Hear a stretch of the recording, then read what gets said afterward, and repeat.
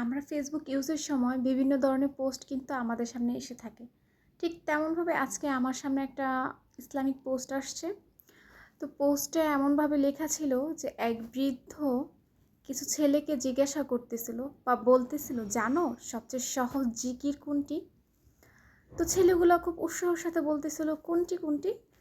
তো বৃদ্ধ লোকটা বলতেছিল, লা ইলাহা ইল্লাল্লাহ সবচেয়ে সহজ জিকির, যা বলতে আমাদের জিভ, আমাদের হলো দাঁত বা হলো ঠোঁট ব্যবহার হয় না, শুধু জিহ্বাটা উপর নিচ করলেই হয়। তো এটা শুনে ছেলেগুলো ট্রাই করতেছিল বলার, যে মানে দেখতেছিল সত্যি কিনা। সত্যি তো, লা ইলাহা ইল্লাল্লাহ বলতে আমাদের দাঁত ঠোঁট এগুলোর প্রয়োজন হয় না, শুধু জিহ্বাটা উপর নিচ করলেই হয়। তো ছেলেদের এরকম ট্রাই করা দেখে বৃদ্ধ আবার বলতেছিল যে, জানো এটা কেন এত সহজ করা হয়েছে?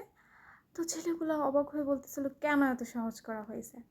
তো বৃদ্ধ তখন বলতেছিল, আমাদের মৃত্যুর সময় আমাদের শরীরের বেশিরভাগ অঙ্গ প্রত্যঙ্গই কাজ করে না, তখন যেন আমরা খুব সহজেই এটা উচ্চারণ করতে পারি, সেই জন্য আল্লাহ তাআলা এটাকে এত বেশি সহজ করে দিয়েছে।